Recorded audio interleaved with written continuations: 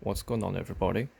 This is Sever Chung with Ars Diecast, and today I'd like to review this 118 Range Rover SV Autobiography Series 4 by LCD. I've just picked up this car for $55. It's in an overall mint shape. It's lost the front Range Rover emblem, and the driver's side door is a little bit loose, but these usually go around $80 used here in Korea. So I thought $55 was a pretty good bargain. It even comes with a box, so I just went for it. This wasn't really on my list of cars that I desperately wanted, but now that I have it, I'm pretty happy with it. So, the Range Rover. You don't need me to explain what this car is. If we have the Mercedes S-Class as the standard for luxury sedans and the Porsche 911 for sports cars, the Range Rover is the standard for world-class luxury SUVs.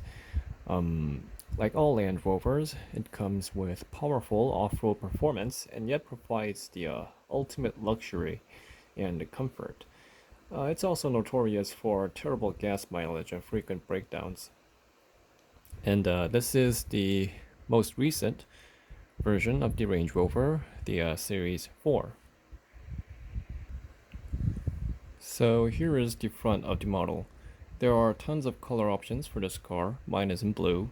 I didn't really have a choice because I bought this car used, but the color looks really beautiful in person. It's got this sparkling pearl in it, so it shines in a brilliant way.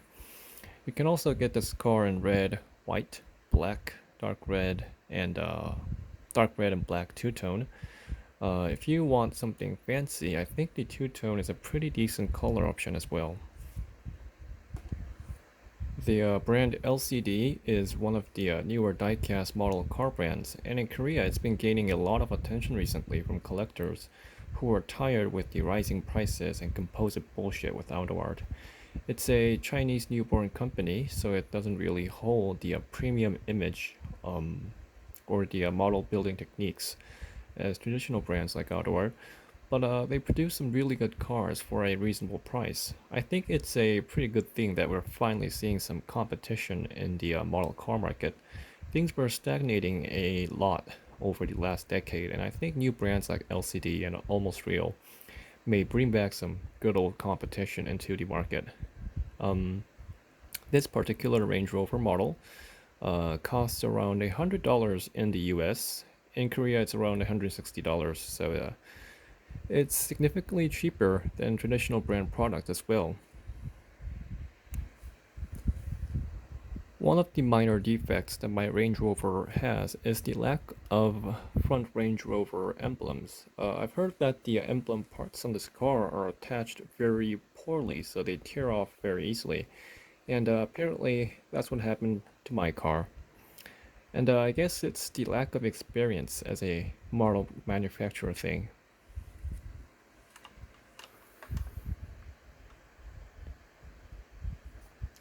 The grills are, of course, all open, and the Land Rover logo on the corner is also an emblem part.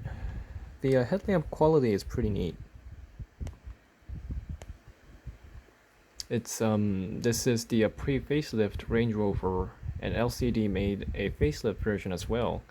And that's pretty sharp looking, but it resembles the Velar a lot, so I bought the earlier version because I'm planning on getting the Velar as well, and I might as well have a difference between the two of them. They did an okay job with the LED lines, and the bulbs back there are pretty clean too. The black bezel is pretty cool. Yeah, it's a pretty well made lamp. The radiator grills down here are open as well, and they've used clear parts for the fog lamps down here. It does have pegs inside them, but it's clear, so it's less distinctive.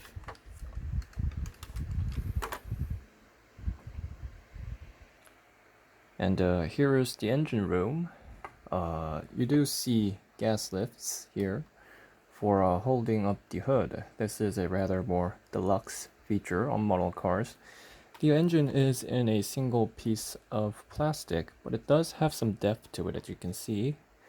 So it's not as bad as the cheaper cars' plastic engines.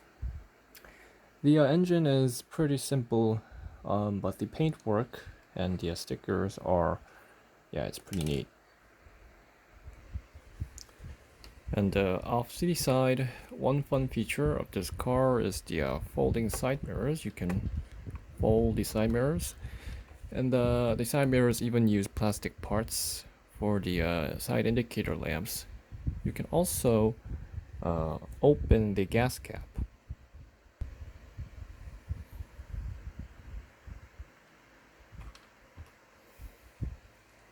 So this car does come with a lot of fun features. These two quirks are features that you don't see very often on auto art cars, so it's pretty fun.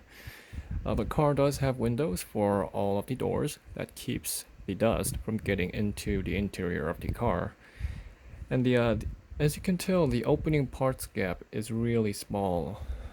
So the car looks really clean. The model surely captures both the design and the quality.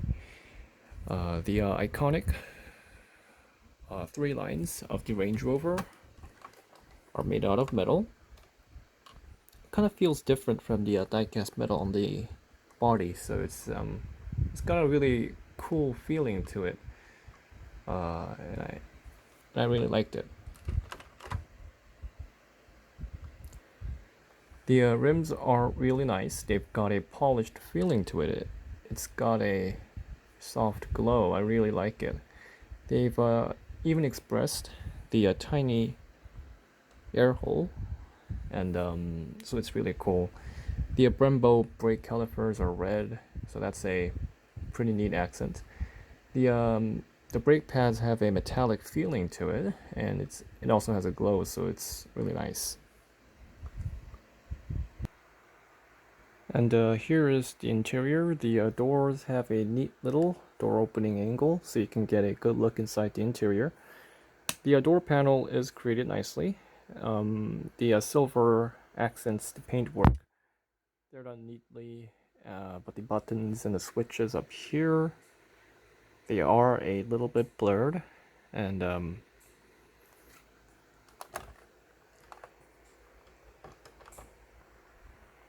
they did a really good job with the diamond quilted seats, and they've even painted the seat control buttons down here, and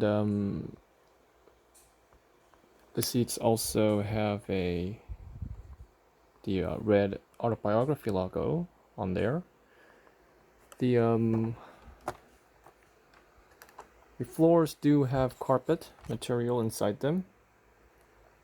It's really fuzzy and nice, and it also has the Autobiography trim name down here, but it has some glue blotches to it, so it's not very clean.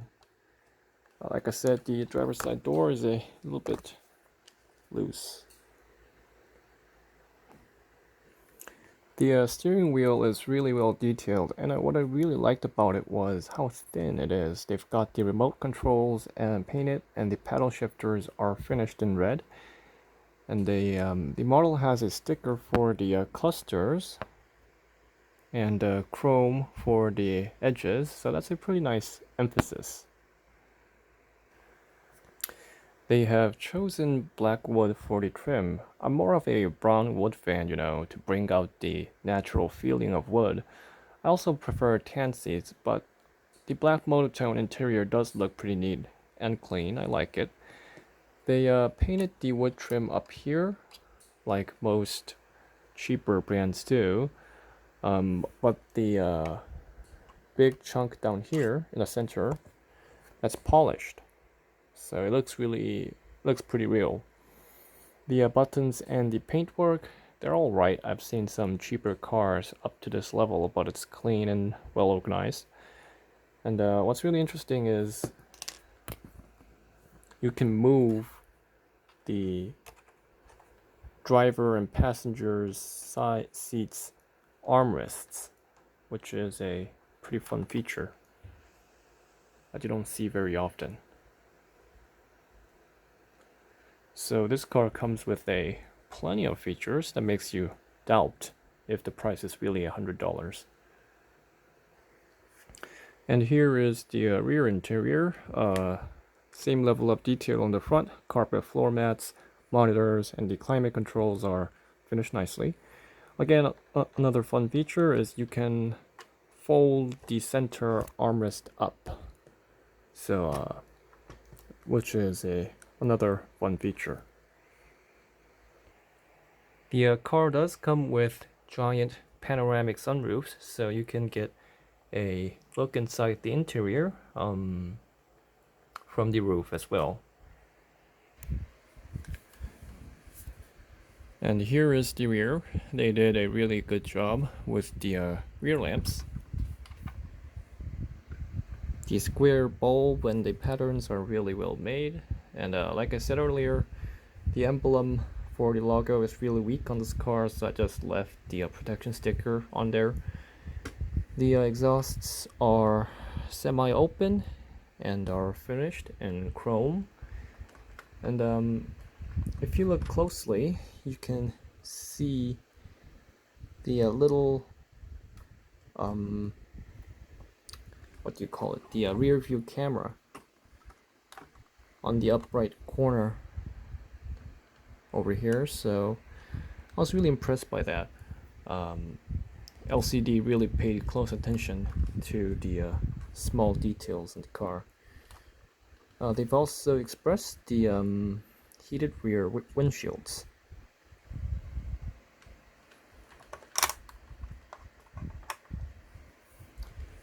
The tailgate opens both upwards and downwards. Again, gas lifts for the for holding up the tailgate. The lower part is finished in carpet, so again, that's really neat. The trunk space is really big, and it's also really deep. I mean, note how deep my finger goes in there.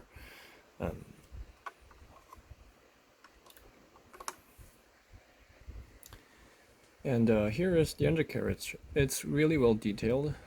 Note the texture differences on different parts. And the model does come with working suspension, which is oddly quite rare in the more expensive model cars. So that concludes my review on the 118 LCD Land Rover Range Rover SV Autobiography. Now, I don't own all that many higher-end models, but I think this car is just as good as an Autobot or Kyosho or stuff like that. Really, except for the fact that the engine room is in one piece, there isn't really anything to criticize about this car. From the plastic quality to the detail to the finishing, also with a ton of fun features. It's really well exceeding my expectations. And if you have watched my review on CM models, you probably remember me saying that those cars were packed with plenty of fun features, but they lacked the finishing to be compared with a higher-ended model.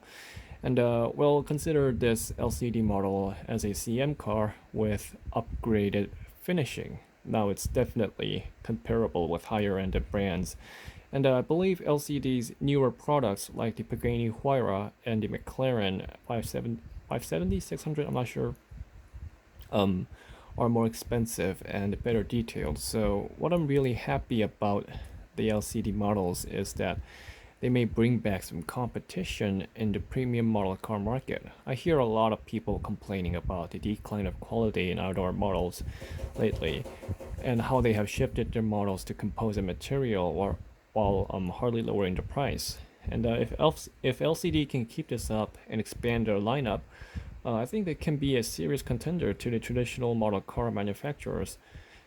And as for the model itself, if you want a Range Rover, this is definitely a model worth owning.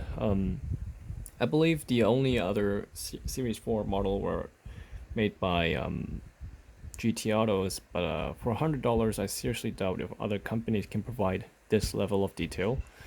Anyways, thank you guys so much for watching the video. I've recently bought a lot of fun cars, so I'll be posting a lot of new videos in the next few weeks. So stay tuned, click like, and subscribe to the channel, and I'll see you guys soon in a future video. Thank you.